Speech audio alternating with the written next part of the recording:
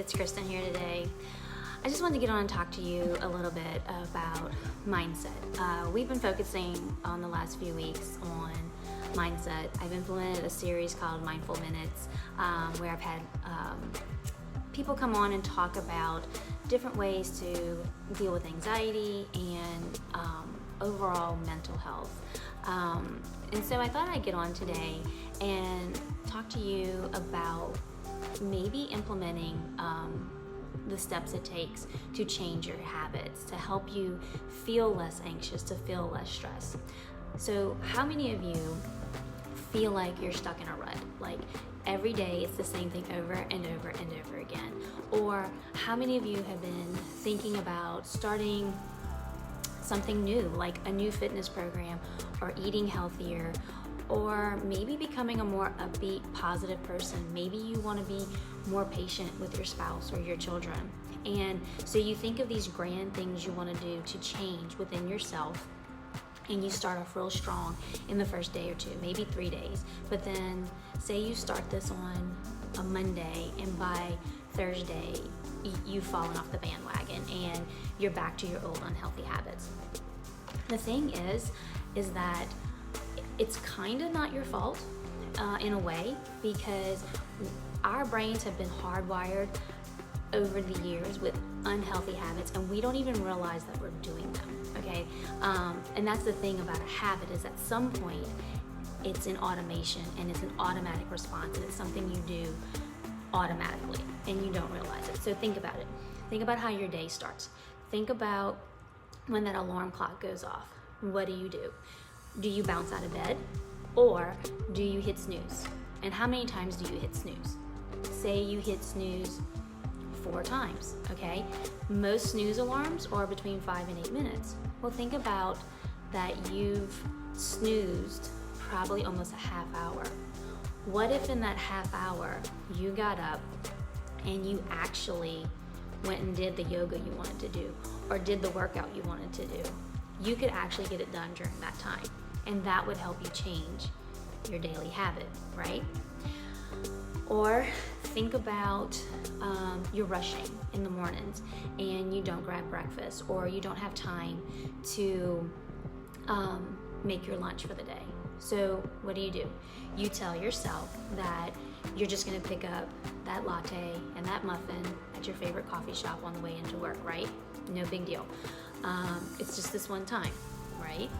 Then lunch rolls around and you don't have your lunch. So you're like, okay, I'm just gonna go grab a bite to eat. No big deal. This is gonna be my last bad meal before I start my healthy lifestyle. You see how we rationalize with ourselves when it's convenient that we have to do these things, and we do it out of convenience because it's the bad habits that we have conveniently created to give us a momentary sense of relief. But yet, when we think on these things, how much relief are we actually getting when this adds up to bad habits over time? So I would imagine that most of us at some point start feeling like we're caught in this vicious cycle of bad habits, and we don't know how to get out of them. So that's kind of what I want to talk about this week. I want to concentrate on changing our habits, breaking up with bad habits, and implementing new, healthier habits.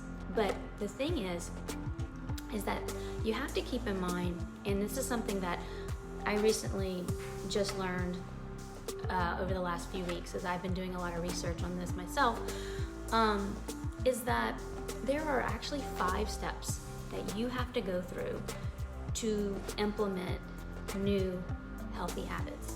And then there's also a 3-step process, or 3 phases that habits go through in order to make them stick. And most of us, we don't get past phase 1 or 2 because we give up, because it's hard, you know. So this week I really want to talk to you about how you can go through the 5 habits that will help make habits stick, and the phases that you're going to go through, so that way maybe we can get past the hurdle and start implementing the new and healthy habits that we have set for ourselves.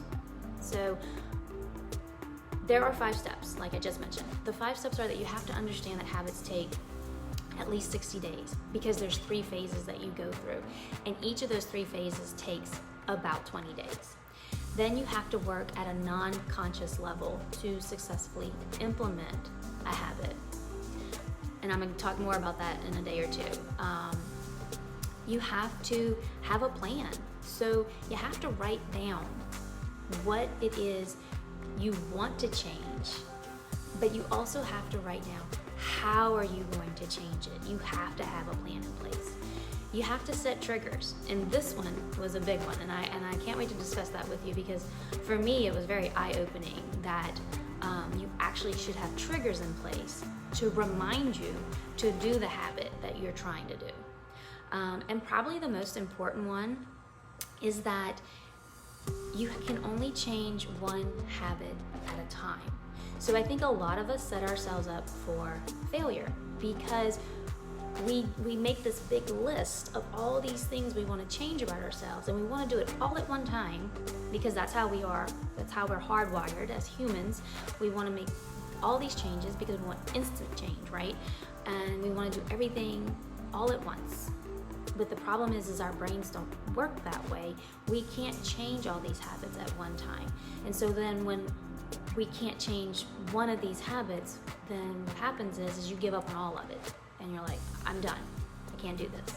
So this week, I want to come on every single day, and we're going to dive deeper into implementing new habits, breaking up with old habits, and how to start creating the healthier lifestyle that you've been looking for. So I hope that you join me every day, and we'll dive deeper into the phases that you're going to go through, the steps you're going to go through, so that you too can be living well, essentially. All right, guys, talk to you later. Bye.